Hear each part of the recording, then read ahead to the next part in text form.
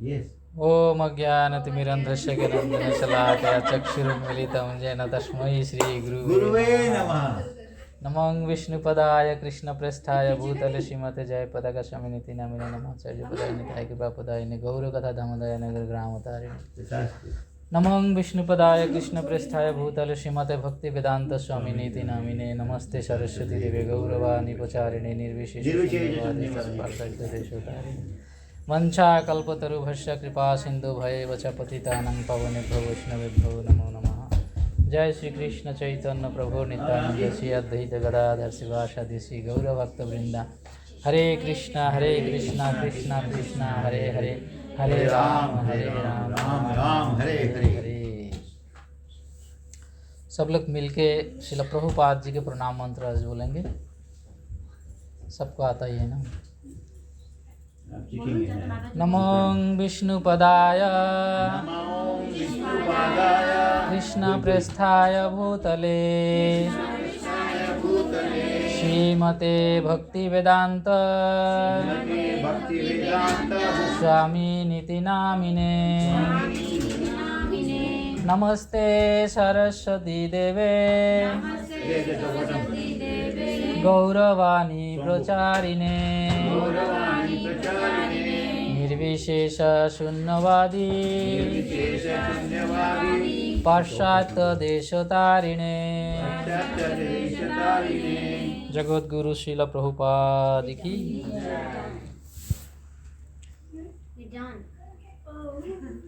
तो बहुत interesting topic रखा है आज। अभी हमारे क्लास माता जी के तभी नए आए हैं, कहाँ तक पल्ला में पड़ेगा पता नहीं।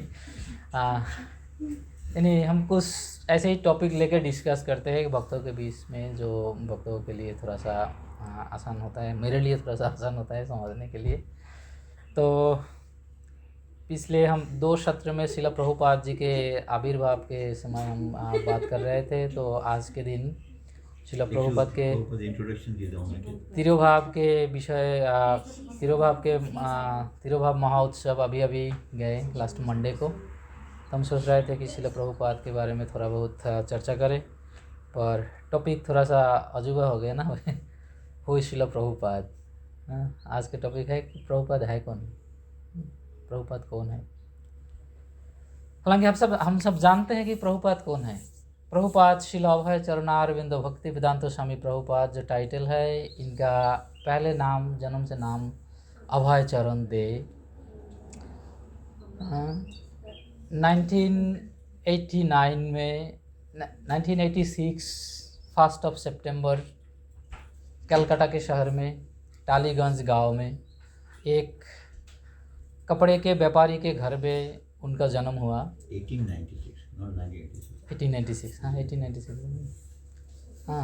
1896 1 सितंबर। जन्माष्टमी के नेक्स्ट डे अभय चरण दे का आविर्भाव हुआ है।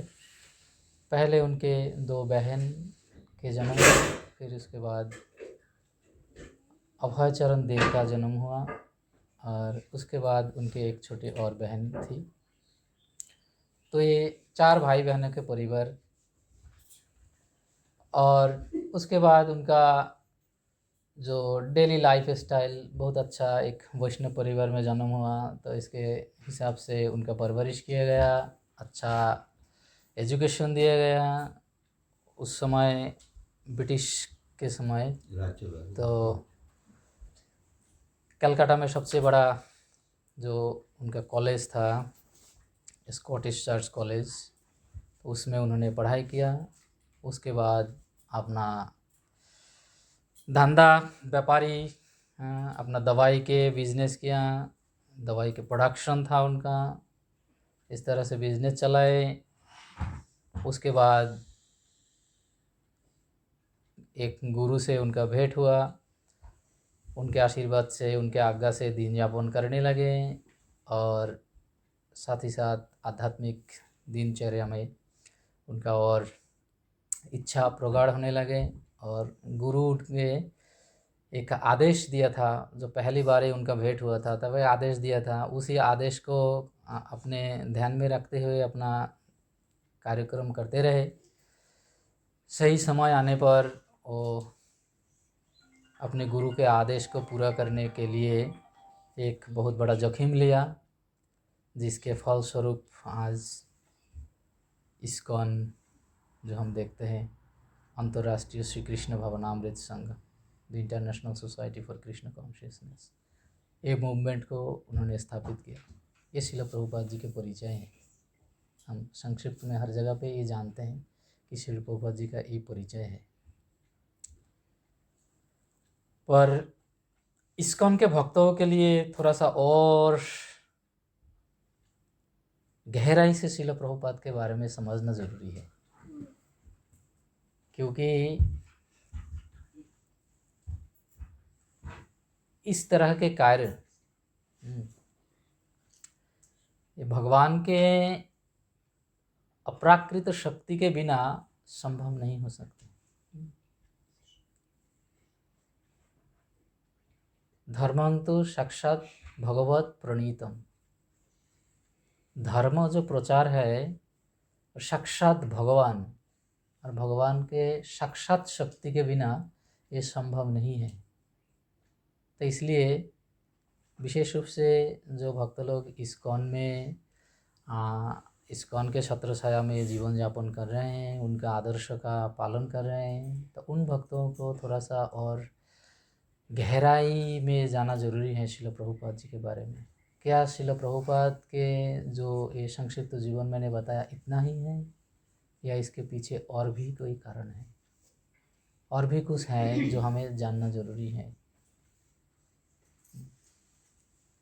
क्योंकि इस तरह से अगर हम देखते हैं, श्रील भक्ति विनोद ठाकुर के जीवन चरित्र हम अगर देखते हैं, तो ऐसे लगता है कि एक बस हमारे जैसे एक ऑर्डिनरी पर्सनालिटीज है, अपना गृहस्थ जीवन में रह करके बीवी बच्चाओं को संभालते हुए, अपना नौकरी संभालते हुए, घर गृहस्थी संभालते हुए एक भक्त, ऐसे ही प्रैक्टिसिंग डिवोटी कह सकते हैं ना, ऐसे अनुसरण करते हुए भक्त है।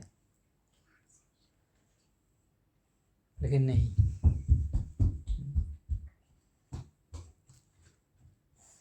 क्योंकि भगवान के वाणी को प्रचार करना और उनके लिए अगर कुछ नियम नीति का बदलना होता है, तो वो कोई साधारण मनुष्य के शक्ति से संभव नहीं है।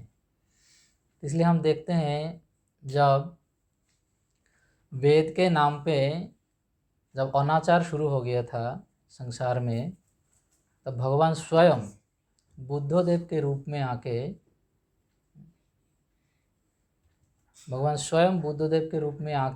अपने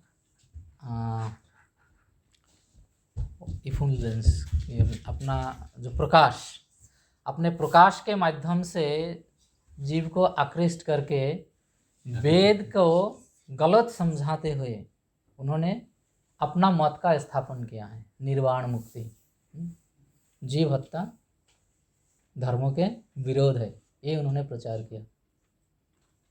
तो उन्होंने इसके लिए वेद को अवॉइड करना पड़ा, अस्वीकार करना पड़ा। तो उनके साधारण जीव में शक्ति नहीं है कि वेद जो शास्त्र है, हमारे प्रमाणिक शास्त्र, हजारों लाखों करोड़ों साल से चलते आ रहा है, उसी को अस्वीकार कर एक दूसरा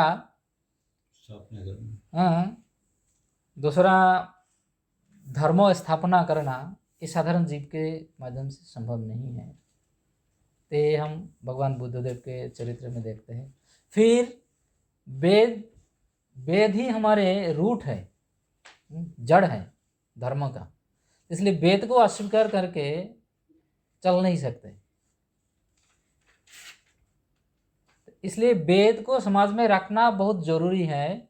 तो जब उस समय का सिचुएशन, परिस्थिति थोड़ा सा संभालने में आए, उसके बाद भगवान किसी और शक्ति को भेजा शंकराचार्य के रूप में। शंकराचार्य के रूप में कौन आए, पता है किसी को? शंकराचार्य कौन है? लॉर्ड शिवा। स्वयं भगवान शिव जी को भगवान श्री कृष्ण शिव जी को अनुरोध किया कि मैं तो एक काम कर दिया, वेद को हटा दिया लोगों को बचाने के लिए, प्रकृति के नियम को रक्षा करने के लिए। अभी वेद को पुनः स्थापना करना है कि वेद ही जीव का मूल धर्म है, वैदिक सिद्धांत ही मूल धर्म है, तो वेद को पुनः स्थापना करना है। तो शिव जी पहले वो स्वीकार नहीं कर रहे थे कि प्रभु ये बहुत बड़ा कठिन काम है, ये तो ये असंभव कार्य है, आप मेरे को दे रहे हैं। तब हाँ तो भगवान बोले मेरे कृपा से ही, मेरे आशीर्वाद से ही ये सब कुछ संभव हो जाएगा, आप जाओ। तो फिर उन्होंने आके वेद का पुनः स्थापना किया है। तो इस तरह से तो ऐसे बड़े बड़े काम, जैसे हम श्रीपाद माधवाचार्य जी के जीवन के बारे में चर्चा कर रहे थे। तो माधवाचार्य जी आके जब वैष्णव समाज प्रायः लुप्त हो गए, तो माधवाचार्य जी ने आके वैष्णव समाज को पुनः स्थापना किए हैं। किस तरह से उन्होंने व्यासदेव से शिक्षा प्राप्त करके भगवत गीता का कमेंट्री को उनसे ऑथोराइज से लेकर के फिर स्थापना किया है। तो इस तरह से बहुत सारे ऐसे जो बड़े बड़े कार्य हैं। श्रील भक्ति विनोद ठाकुर, बाद में माधवाचार्य के बाद काफ़ी सारे भक्तों का योगदान रहा, लेकिन चैतन्य महाप्रभु बाद में आकर के ये गौड़ीय सिद्धांतों को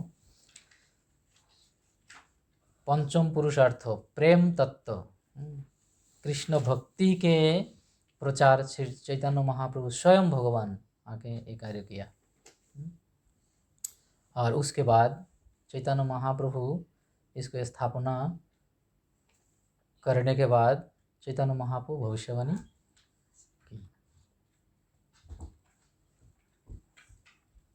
तो इस तरह से हम देखते हैं कि बड़े बड़े आचार्यों के बारे में शास्त्र में ऑलरेडी वर्णन रहते हैं। एक बार जब हम भक्ति सिद्धांत सरस्वती ठाकुर जी के बारे में चर्चा कर रहे थे तो उस समय भी ये बात आया था। पद्म पुराण में भक्ति सिद्धांत सरस्वती ठाकुर के बारे में पद्म पुराण में वर्णन है। देखो साधारण जीव नहीं है, हमें ये समझना बहुत ज़रूरी है। एक जो आचार्य संप्रदाय में जो आचार्य लीडिंग आचार्य होते हैं, तो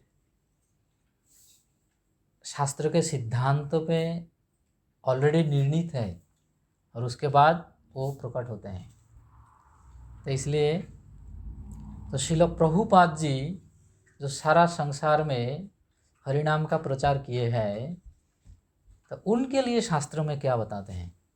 शास्त्र का ही प्रमाण है कि श्रील प्रभुपाद ऐसे आएंगे और सारे दुनिया में हरिनाम का प्रचार करेंगे। इसका शास्त्र में कोई प्रमाण है? शास्त्रीय प्रमाण क्या है? हमें ढूंढना है। शास्त्रीय प्रमाण है कहाँ पे है? स्कंद पुराण में है। स्कंद पहले तो आया कहीं ब्रह्म वैवर्त पुराण में। ये थोड़ा दूर की बात है। जब द्वापर युग समाप्त हो गया, कलियुग आने वाले हैं, भगवान श्री कृष्ण अपने लीला समाप्त करके अपने धाम साकेत गोलोक वृंदावन वापस जा रहे थे। तो जाने की जब जाने की जब तैयारी हो रहे थे, तो जाने से पहले एक आखिरी इष्टगोष्ठी हुआ था। इष्टगोष्ठी जो हम कर रहे हैं, यही इष्टगोष्ठी बहुत पहले से चलते आ रहा है। इष्टगोष्ठी तो इष्टगोष्ठी का मतलब तो हमें पता है ना, इष्टदेव के साथ गोष्ठी के साथ मिलन। तो इष्टदेव भगवान श्री कृष्ण, सारी गोष्ठी सारे बाकी जीव उनसे मिल करके एक गोष्ठी किए। तो उस सम्मेलन में गंगा देवी, सारे देवी देवताएं अपना अपना प्रस्ताव रखे कि प्रभु आप जा रहे हैं धरती छोड़ करके, जड़ जगत छोड़ करके, भी हमारा क्या होगा? सबका चिंता रहते थे कि हमारा क्या होगा। भगवान श्री रामचंद्र के जाते समय भी इस तरह के इष्ट गोष्ठी हुआ था, देखते हैं। तो भगवान श्री कृष्ण के जब जाने का समय हुआ तो उसी सभा में गंगा देवी ने प्रश्न किया कि हे प्रभु, आप जा रहे तो मेरी गति क्या होगी? कलियुग का जो दुर्दशा है, कलियुग का जो परिस्थिति है, वहाँ पे समता नहीं है, नहीं रहेगी, दया नहीं रहेगी, तपस्या नाम की चीज़ नहीं रहेगी। तो इस घोर पापमय परिस्थिति में मैं कैसे यहाँ पे जी पाऊँगी? प्रार्थना किया है, हे नाथ रमण श्रेष्ठ यासी गोकुल तमम अस्माकं का गतिम सत्र भविष्यन्ति कलौ युगे। अब मेरा क्या गति होगा भविष्य में, मेरी क्या गति होगी कलियुग में? तब भगवान श्री कृष्ण आश्वासन देकर के गंगा देवी को कहते हैं, भगवान श्री कृष्ण कहते हैं, कालेह पंचसहस्राणि वर्णानि तिष्ठ भूतले पापानि पापिनो यानि तुभ्यं दस्यन्ति पावतः स्नानतः। बोले हे गंगा देवी, मैं तो जा रहा हूँ, पर मैं आप लोगों को कुछ जिम्मेदारियाँ देके जा रहा हूँ। आपको कुछ समय तक धरती में रहना है, तो आप धरती में 5000 साल तक आप धरती में रहिए और जीव को उद्धार करते रहिए, और सब जीव के तब तक सब जीव के पाप आप ग्रहण करते रहिए। और कलियुग के 5000 साल बीतने के बाद कुछ भक्त होंगे। कलियुग के 5000 साल बीतने के बाद मेरा नाम का पुनः प्रचार होगा और मेरे भजन करने वाले, मेरे पूजा करने वाले, सेवा करने वाले बहुत भक्त होंगे। तो वो सारे भक्तों जब तुम्हारे नदी में स्नान करेंगे तब तुम्हारे सारे पाप धुल जाएंगे। इसलिए शास्त्र में क्या कहते हैं,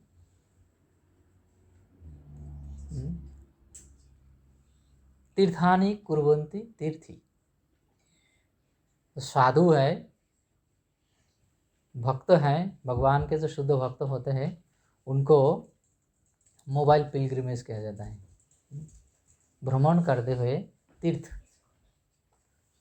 जो धरती में जो तीर्थ हैं वो एक जगह पे रहते हैं, और भगवान के नाम करते हुए जो भगवान पे समर्पित भक्त है उनको भ्रमण करते हुए तीर्थ माना जाता है। तो भगवान श्री कृष्ण इस तरह से उनको आश्वासन दिया है। आश्वासन देके बाद में बोले, मन मंत्र उपासक स्पर्शत भस्मीभूतानि तत्क्षणात्।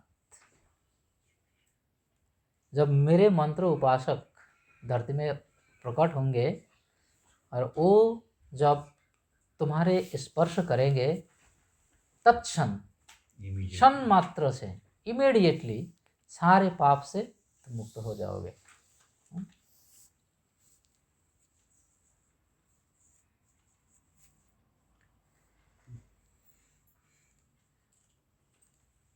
तो ये भगवान श्री कृष्ण के आश्वासन है गंगा देवी के। तो इसके साथ तो ये कार्य कौन करेगा और कब होगा? तो उसका इसी ब्रह्म वैवर्त पुराण के जो प्रमाण है, भगवान श्री कृष्ण गंगा देवी का आश्वासन दिया है। और आज हम देखते हैं हजारों लाखों करोड़ों भक्त, भगवान के शुद्ध भक्त, मन मंत्र उपासक, भगवान बताए हैं मन मंत्र उपासक, मेरे मंत्र का उपासना करेंगे। यज्ञ संकीर्तन प्राय यजंती ही सुमेधसा। बुद्धिमान व्यक्ति संकीर्तन यज्ञ के माध्यम से भगवान की उपासना करेंगे।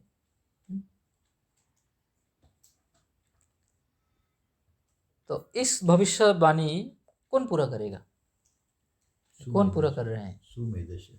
हाँ, तो ये हमें इसका प्रमाण मिलते हैं कि भगवान श्री कृष्ण ब्रह्मवैवर्त पुराण में भविष्यवाणी की थी, तो ये ऐसे एक संसार में कभी होगा। तो बाद में गंगा देवी को आश्वासन मिला, और आश्वासन मिलने के बाद गंगा देवी क्या बोली? उसके बाद गंगा देवी सोचे कि ऐसे कार्य करने वाले जो व्यक्ति होंगे, जो मेरा सारा पाप भस्मीभूत करेंगे, तो उसके लिए मेरा भी कुछ फर्ज बनता है कि मैं भी कुछ करूं। तब उसी क्षण भगवान के समक्ष गंगा देवी खुद प्रसन्न होकर के एक शब्द उन्होंने उच्चारण किया कि प्रभु, अगर ऐसा ही होगा तो मैं उस भक्तों के मदद हेतु, उस भक्तों के सहायता हेतु मैं स्वयं इदम स्थानम परित्यज्य विदेशम गम्यते मया। गंगा देवी ने ये प्रॉमिस किए कि उस भक्तों को मदद करने के लिए मैं स्वयं उन लोगों के साथ विदेश में जाऊंगी। तो सारे भक्त अभी कम ज़्यादा हर एक भक्त जब भी भारत में जाते हैं, गंगा जी का पानी, यमुना जी का पानी लेके आते हैं ना, तो हम लेके नहीं आते हैं। गंगा जी आने की इच्छा प्रकट करते हैं हमारे साथ, इसलिए आते हैं। हमारे यहाँ भी है, छोटे से बोतल में है गंगा की जल। तो गंगा की जल ऐसे हम लेके नहीं आए कैरी करके, गंगा जी पहले बोले कि मैं जाऊँगी, तो जाए। हाँ, ये गंगा जी का प्लान है। तो ये प्रमाण है, प्रमाण मिलता है, शास्त्र में प्रमाण है। तो गंगा जी इस प्रकार सारे संसार में, अभी गंगा जी आए कैसे? गंगा जी उन लोगों के साथ ही आए जो लोग मन मंत्र उपासक, भगवान के मंत्र का उपासना शुरू किए। पहले भक्तों बने तभी आए ना गंगा जी। तो ये गंगा जी का दृष्टांत यहाँ पे हम देखते हैं। और इसके बाद आज से 500 साल, 532 साल करीब 532 साल पहले श्री चैतन्य महाप्रभु जब प्रकट हुए, तब उन्होंने भी कुछ भविष्यवाणी की थी। पृथ्वी पर्यंत जत आछे देश ग्राम, सर्वत्र संचार होइबे को मोर नाम। ये सेम श्लोक, ये हैं श्री चैतन्य मंगल के श्लोक है, और चैतन्य भागवतम में भी सेम एक श्लोक है, पृथ्वीते आछे जत नगरादि ग्राम, सर्वत्र प्रचार होइबे मोर नाम। अरे एक ही तरह के श्लोक यहाँ पे चैतन्य मंगल में दिया गया है। पृथ्वी पर्यंत जत आछे देश ग्राम, इस पृथ्वी को जोड़ के जितना देश और गांव बसते हैं, सर्वत्र संचार होइबे को मोर नाम। प्रचार होना और संचार होना दो में थोड़ा सा फर्क है। प्रचार होना क्या है? फैलाना, स्प्रेड करना, और संचार होना संचय, हम जानते हैं ना, संचय, संचित, इकट्ठा करना। तो चैतन्य मंगल बताते हैं कि इकट्ठा होंगे। इकट्ठा का मतलब है जहाँ पे भक्तों का वास है, स्थान, वो हर रोज हरिनाम कर रहे हैं, वो इकट्ठा कर रहे हैं, एक्यूमुलेट कर रहे हैं ना। धन जैसे हम संचय करते हैं, इकट्ठा करते हैं, तो इस तरह से हरिनाम संचारित होते हैं, इकट्ठा होते हैं। ते चैतन्य मंगल के वचन हैं। उसके बाद श्री चैतन्य महाप्रभु स्वयं क्या कहते हैं? যদি পাপী ছাড়ি ধর্ম দূর দেশে যায়, মোর সেনাপতি भक्त जाइबे तथाय। कि मैं एक महा औषधि, एनेसी औषधि माया नाशीवारो लागी, एक महा औषधि मैंने लाया और ये औषधि मुझे सबको देना है। और अगर कोई ये लेना नहीं चाहते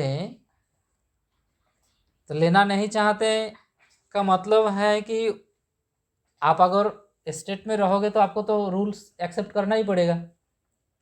हाँ, अगर आप एक्सेप्ट नहीं करोगे, नियम को स्वीकार नहीं करोगे, तो आपके पास एक ही रास्ता बचा है कि आप उस जगह से भागो। हाँ, तो इसलिए आज के दिन हम क्या कर रहे हैं, भारत भूमिते मनुष्य जन्म हईल जार, जन्म सार्थक करी करो परोपकार। क्या हम इस नियम को मान रहे हैं? नहीं मान रहे हैं। और इस नियम को हम नहीं पालन कर रहे हैं, इसका मतलब है हम कि इस नियम से भाग रहे। और भागने का मतलब क्या हुआ, हम दूर देशे परदेश में जा रहे हैं। परदेश में जा रहे हैं कुछ इकट्ठा करने के लिए। लेकिन चैतन्य महाप्रभु क्या बोले, मैं नहीं छोड़ने वाला, तुम चाहे कितना भी कर लो, मैं नहीं छोड़ने वाला। जहाँ तक हो सके मैं तो प्रचार करूँगा ही, और इसके बाद मैं मेरे सेनापति भक्त भेजूँगा, और तुम जहाँ जहाँ पे जाके डेरा गाड़ोगे मैं वहीं से शुरुआत करूँगा। चैतन्य महाप्रभु यहाँ पे बोले चैतन्य मंगल में, मोर सेनापति भक्त जाइबे तथाय। ये सेनापति भक्त कौन है? यदि पापी छाड़ी धर्म दूर देशे जाए, अपना धर्म छोड़ करके अगर परदेश में जाकर के भी बसना चाहोगे, निस्तार नहीं है। यहाँ पे आके फंस गए ना, आना पड़ा ना हरे कृष्ण मंत्र जप करने के लिए, चाहे भले ही कितना दूर चले जाओ अपना देश छोड़ के, लेकिन भगवान नहीं छोड़ रहे। तो ये प्रमाण है चैतन्य महाप्रभु ये जो भविष्यवाणी किया है। तो इसके बाद श्रील भक्ति विनोद ठाकुर आज से करीब 200 साल पहले, 150 साल पहले, इवन 150 साल पहले श्रील भक्ति विनोद ठाकुर फिर भविष्यवाणी किए हैं।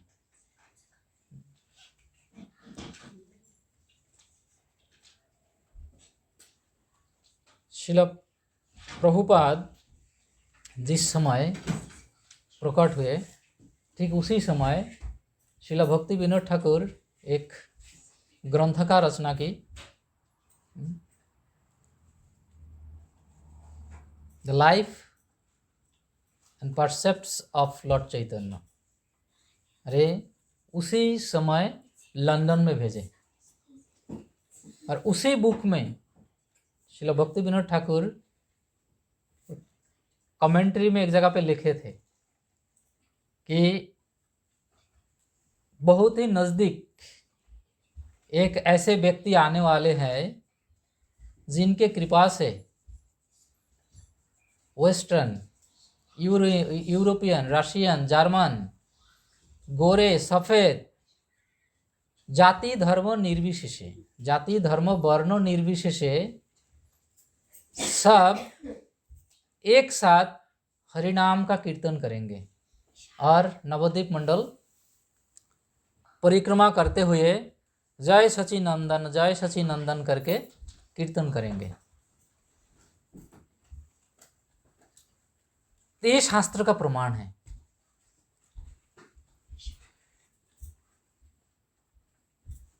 तो ये कार्य करने के लिए उपयुक्त पात्र किसको चुना? ठीक है, हाँ ठीक है।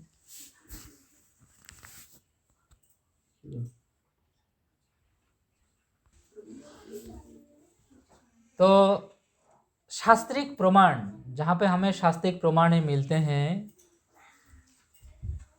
तो वृक्षस्य नाम्नां फलेन परिचीयते। तो वृक्ष का नाम हमें किससे मिलते हैं?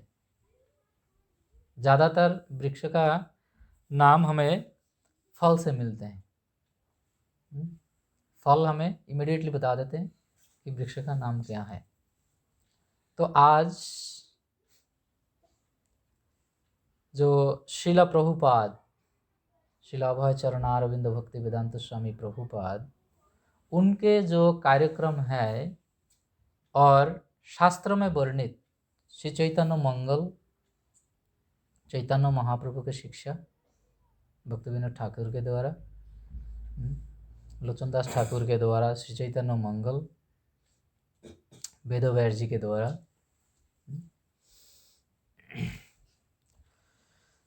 ब्रह्म वैवर्त पुराण, इसका जो वर्णन के अनुसार हम अगर देखते हैं तो हमें यही मिलता है कि जो शिला प्रभुपाद जो कार्य किया है ये बिल्कुल शास्त्र के सिद्धांत के साथ मैच होते हैं।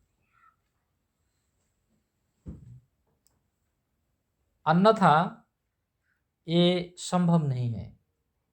एक व्यक्ति 70 साल के उम्र में अपना देश छोड़ कर के कहाँ पे रहना है, कहाँ क्या करेंगे, कैसे करेंगे, क्या क्या व्यंजन खाएंगे, किस तरह से दिन बीतेगा, कुछ भी ना सोचते हुए, और वो भी जो कि ऐसे 70 साल की उम्र ऐसे एक समय है जो कि लोग इंतज़ार करते हैं कि भगवान का बुला ले, और वो भी वृंदावन में 12 साल तक भजन करते हुए। और उसके बाद एक इंटरेस्टिंग पॉइंट मुझे ऐसे रिसर्च करते करते मिला, प्रभुपाद जी के जो बेटे थे वृंदावन चंद्र प्रभु, अभी हाल ही में उन्होंने शरीर छोड़ा, तो वृंदावन चंद्र प्रभु प्रभुपाद जी के छोटे बेटे थे। तो उनके साथ उनका हमेशा कांटेक्ट रहा। तो जाने से पहले जब निर्णय कर लिया, सब कुछ हो गया, जाने से बस सब कुछ तैयार हो गया, उसके बाद उनके छोटे बेटे से उन्होंने कांटेक्ट किए और बोले कि वृंदावन ऐसे मैंने डिसाइड किया कि मेरे को अमेरिका जाना है। तो वो सुन के बहुत मतलब घबरा गए कि इसी उम्र में अमेरिका। तब उन्होंने सोचा कि पिताजी को शायद थोड़ा बहुत तभी तकलीफ हो रहा हो, चलने में कोई मतलब आर्थिक असुविधाएं होंगे। तो उन्होंने पहले तो बहुत रोए, और उसके बाद फिर उन्होंने बोले कि पिताजी आप ऐसे मत कीजिए, इस उम्र में आप क्या करेंगे, कहाँ जाएंगे, अमेरिका में जाने का तो कोई मतलब ही नहीं बनता। आप वृंदावन में हैं, आप वहीं पे रहिए, आपको देखभाल करने के लिए जो भी सुविधाएं हो सकता है मुमकिन है हम व्यवस्था करेंगे। ये बात हुआ था वृंदावन चंद्र प्रभु से। तो उन्होंने बोले कि नहीं, मैं मेरे अपने लिए सोच करके मैं नहीं जा रहा हूँ। पहले बात तो मेरे गुरुदेव मुझे एक जिम्मेदारी दिया है, और दूसरा है कि मेरा आने का कुछ कारण है। इस संसार के जीवों के दुर्दशा मुझसे सहा नहीं जाता, और अभी मेरा जो समय है ये कोई काम का नहीं है। अभी अगर मैं जितना समय जीऊँगा वो बोनस है, एक्स्ट्रा बोनस। 70 साल की उम्र के बाद किसी का जीने का चाहत तो रहता ही नहीं, भोगने का तो दूर की बात है, जीने का ही चाहत नहीं रहते, ख़त्म हो जाती है। तो श्रील प्रभुपाद जी से ऐसे बात हुआ था कि मेरा अभी जो लाइफ है ये बोनस है, लेकिन मैं बद्ध जीव की जो दुर्दशा है इसको मैं इसी तरह से छोड़ के अगर मैं जाऊंगा तो मैं अपने गुरुदेव को मैं क्या बोलूँगा। वृंदावन चंद्र प्रभु से इस तरह से बात हुआ था। तो ये साधु स्वभाव, परो दुखे दुखी। तो श्रील प्रभुपाद अपने अनुकंपा को दिखाएं, और इस तरह से जब हम देखते हैं कि 70 साल के उम्र में 69 थे, 69 साल थे, 69 के एज में श्रील प्रभुपाद ये जोखिम उठाए, और उन्होंने कितना साल प्रचार किया, 12 years was important. कितने साल? 11 साल करीब, 11 साल कुछ महीने। तो 82 प्रभुपाद जब शरीर से 82, तो 12 साल, लगभग 12 साल। तो 12 साल के उम्र में श्रील प्रभुपाद क्या किए? 70 साल के उम्र के व्यक्ति 12 साल तक प्रचार किया। अगर हम प्रचार को समझे, खाली प्रचार किया, उसमें 12 साल में केवल 108 मंदिरों का निर्माण किया और 80 बुक्स। आजकल के भी स्कॉलर्स को एक किताब लिखने में 3-3, 4 साल लगते हैं, जिसमें लेस देन 500 पेजेस होते हैं। और श्रील प्रभुपाद भागवतम जैसे, चैतन्य चरितामृत, श्रीमद् भगवद गीता को लेकर के कुल मिलाकर 80 किताबें उन्होंने लिखे हैं। ये एक भी किताब ये उनके जर्नी से पहले का नहीं है, ये उनके प्रीचिंग समय के ही सारे बुक्स हैं। और 35,000 से भी अधिक हैंड राइटिंग लेटर्स अपने डिसाइबल के साथ कम्युनिकेट करने के लिए उन्होंने लिखे हैं। और 10,000 से अधिक अपने दीक्षित शिष्य बनाए।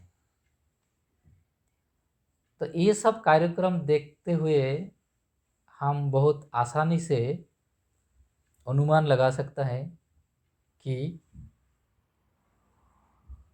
ये मनुष्य का कार्य नहीं है। इनक्रेडिबल पर्सनालिटी भी नहीं कर सकते इन ह्यूमन बीइंग। मनुष्यों में भी बहुत, जितना भी पावर शक्तिशाली क्यों ना हो, इतना कार्य नहीं कर सकता। तो लास्ट टाइम हम प्रभुपाद जी का जो एक कोट पढ़े थे, वो अपने बुक्स, पुस्तकें खुद पढ़ते हैं।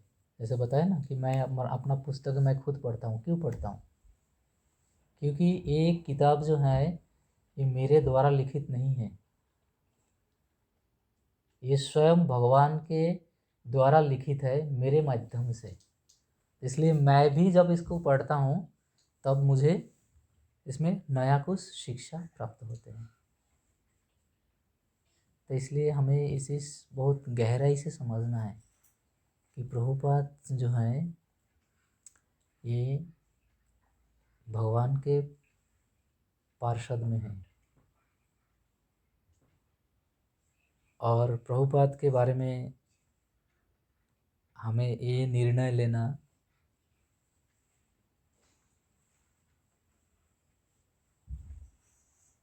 उचित ही होगा कि अगर हम कहते हैं कि वैष्णदेव जी के ही कृपा मूर्ति है।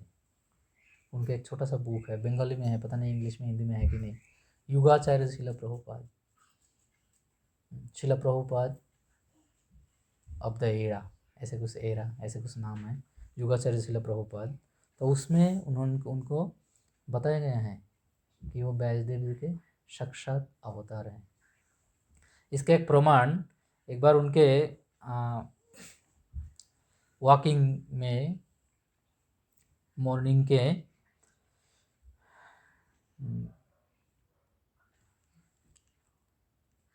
प्रातः भ्रमण में उनका एक वार्तालाप हुआ था।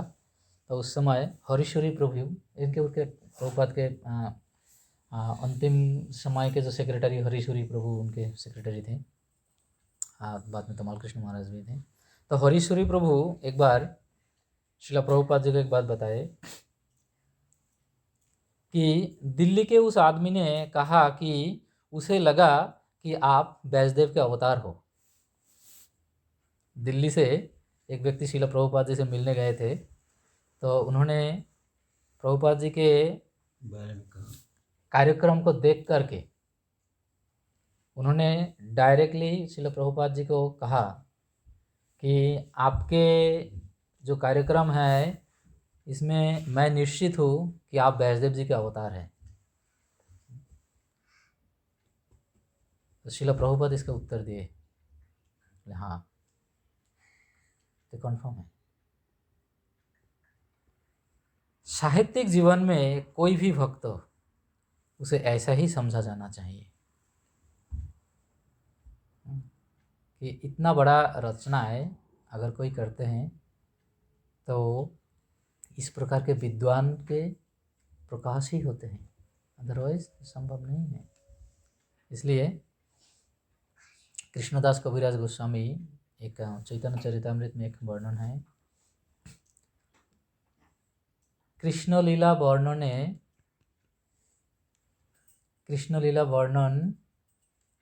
करियाছেন ব্যাস, चैतन्य लीलार व्यास वृंदावन दास।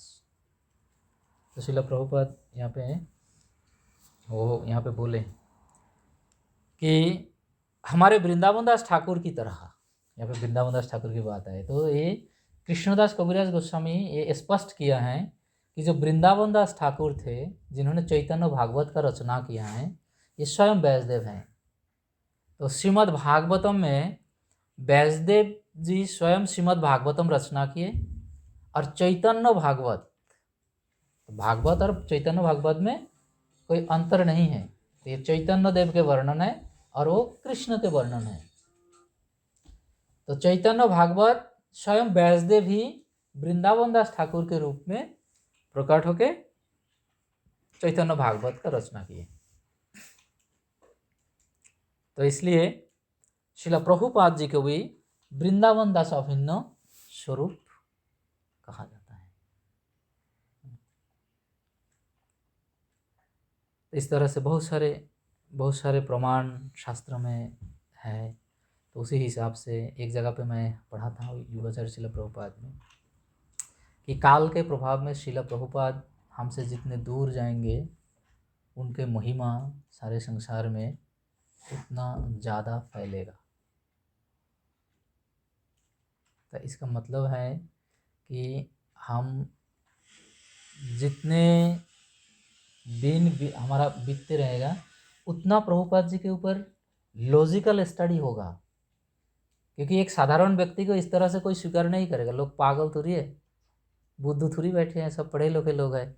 ऐसे ही कोई आम व्यक्ति को कोई भी व्यक्ति स्वीकार नहीं करेगा, है ना। तो इसलिए श्रील प्रभुपाद जी के बारे में बहुत गहरा प्रमाणिक निष्कर्ष निकालेगा लोग, और जितना निकालते जाएंगे उतना उनके ऊपर श्रद्धा बढ़ते जाएगा लोगों पे, और ये प्रमाण के साथ उनका जो कार्यक्रम है वो बाहर आएगा।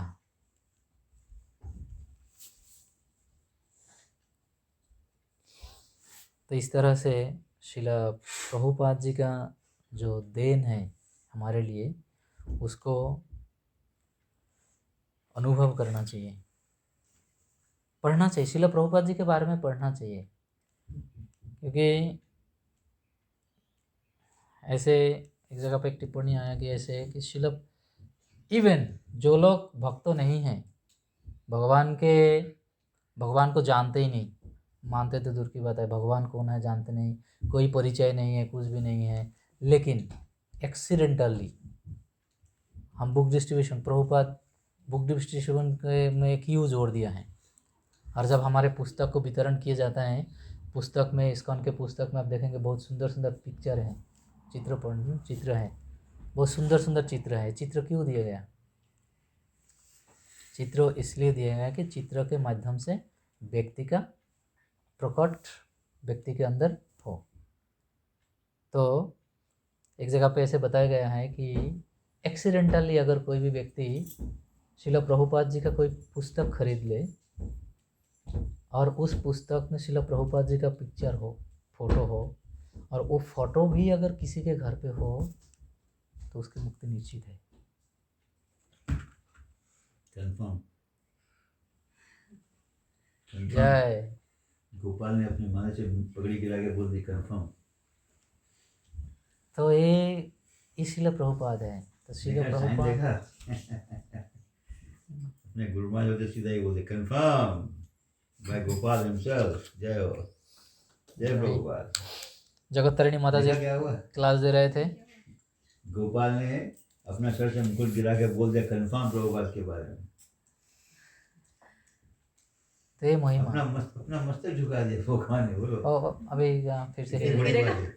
दूसरा कंफर्मेशन के लिए इंतजार कर रहे हैं। ये आ रहे हो। नहीं पहनना है, गर्मी लग रही है। हाँ, तो भगवान के शुद्ध भक्तों के महिमा जब कीर्तन होता है तो भगवान को भी भगवान खुद आनंद ही- मिलते हैं। yes। भगवान बहुत प्रसन्न होते हैं। इसलिए भगवान स्वयं चैतन्य महाप्रभु ने स्वयं कहा कि भगवान श्री कृष्ण स्वयं कहे, अर्जुन के साथ जब बातचीत हुआ था तो अर्जुन को कन्विंस कर रहे थे, पर अर्जुन भी अपना बुद्धि लगा रहे थे। तो बाद में अर्जुन भगवान को बोले कि भगवान आप जब सब कुछ आप ही करते हो, आप ही करता हो, तो मेरे को क्यों फंसा रहे हो, आप कर लो ना, फिर आप ही कर लो।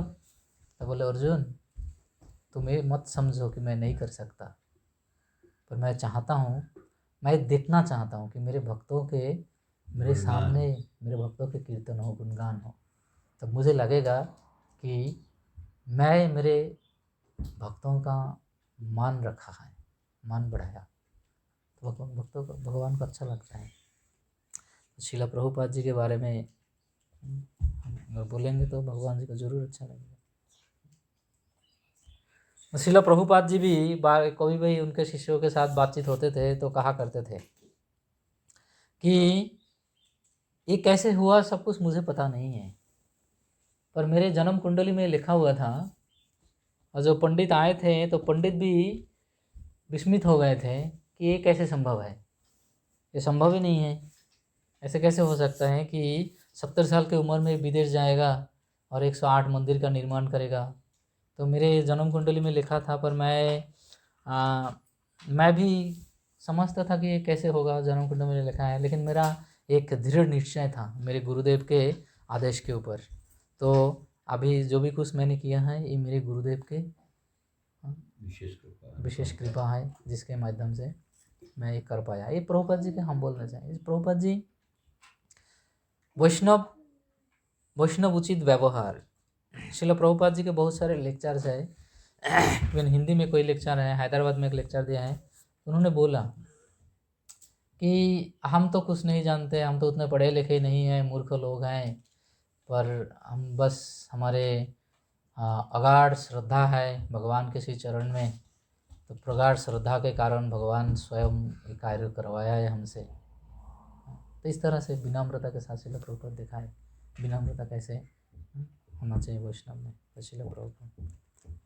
तो आज के चर्चा में जो हमने देखा है ये थोड़ा सा शास्त्रिक प्रमाण कि Prabhupada is not a human being, ये शास्त्र का प्रमाण है, और हमें उसी हिसाब से हमें देखना है, और उसी हिसाब से। इसलिए प्रभुपाद जी के हर मंदिरों में, हर घर में, हर घर में भी, इवन घर में जो लोग भगवान के नियमित रूप से सेवा नहीं कर सकते, तो कम से कम भगवान को अगरबत्ती तो दिखाते हैं, पर साथ में गुरु वंदना कीर्तन करते हैं, गुरु पूजा करते हैं।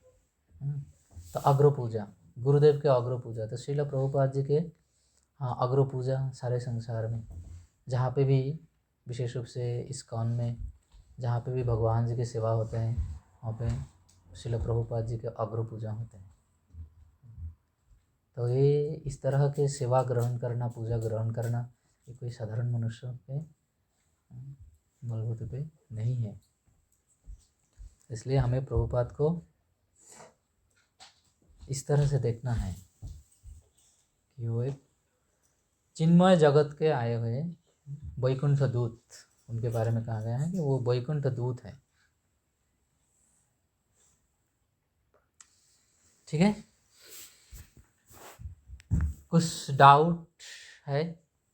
क्योंकि डाउट मतलब संदेह कि इतना आसानी से हम कैसे इसको स्वीकार करें, और ब्रह्म वैवर्त पुराण तो कब लिखा गया है व्यासदेव जी ने, 5000 साल पहले, तो इसमें श्रील प्रभुपाद जी के बारे में कैसे चर्चा हो सकता है? कोई और भी तो आ सकता है, लेकिन नहीं, क्योंकि प्रभुपाद सारे संसार में कृष्ण भावनामृत को फैलाए, अगर बाद में कोई आए भी तो वो केवल प्रभुपाद जी के सेवा का सहायता करेंगे, पर जो सेवा मेन है वो श्रील प्रभुपाद किए हैं। ये शास्त्र का प्रमाण।